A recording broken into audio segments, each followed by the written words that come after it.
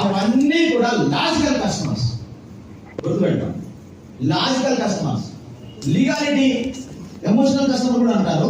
Plus ఇల్లు కట్టుకోవచ్చా emotional customer.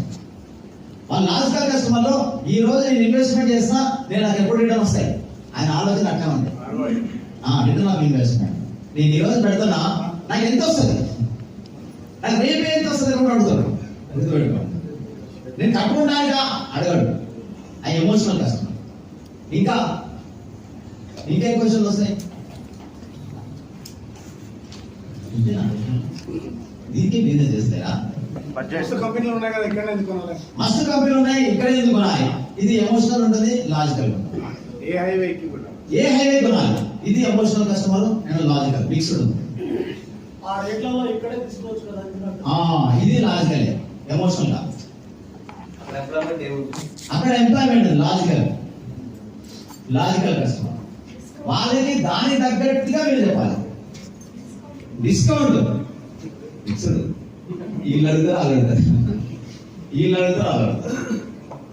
So మనం కస్టమర్ని బట్టి వాళ్ళతో మనం వాళ్ళ దగ్గర నుంచి వచ్చే క్వశ్చన్ బట్టి మీరు ఐడెంటిఫై చేసుకుని దానికి అనుగుణంగా మీరు వాళ్ళకి మీరు ఫీడింగ్ ఇచ్చుకుంటా అంటే మీరు వాళ్ళ ఆబ్జెక్షన్స్ హ్యాండిల్ చేసుకుంటూ వస్తుంటే మీ సేల్స్ క్లోజ్ అవ్వడానికి ఈజీ అవుతుంది.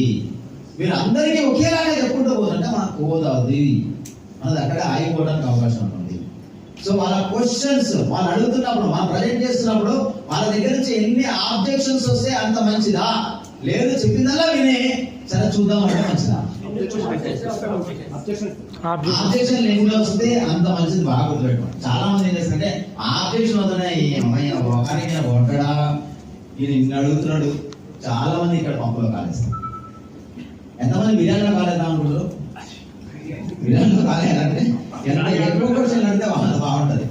ఎన్ని ఆబ్జెక్షన్స్ వస్తున్నాయంటే ఆయనకు కనీసం ఒకవేళ ఆయన ఇప్పటికిప్పుడు డెసిషన్ తీసుకోకపోయినా ఆయన ఫ్యూచర్ లో డెసిషన్ తీసుకోవడానికి అవకాశం. ఆయనకు అవేర్నెస్, ఆయనకు దాని మీద సబ్జెక్ట్ మీద నాలెడ్జ్ వస్తుంది. అంటే ఈ రోజు నేను ఇన్వెస్ట్మెంట్ చేయాలా అనే ఆలోచన లేని వానికైనా కూడా ఆ ఇన్ఫర్మేషన్ తీసుకోవడం వల్ల ఆయనకు ఒక అవేర్నెస్ వచ్చి ఈ రోజు కాకపోయినా రేపైనా నాకు ఉపయోగపడుతుంది అనే ఆలోచనకు వచ్చిందంటే ఆయన ప్రిపేర్ అవుతాడు. ఆ ప్రిపేర్ అవడానికి మన ప్రజెంటేషన్ లో ఆ కస్టమర్ని ఐడెంటిఫై చేసుకోవడం ఇంపార్టెంట్.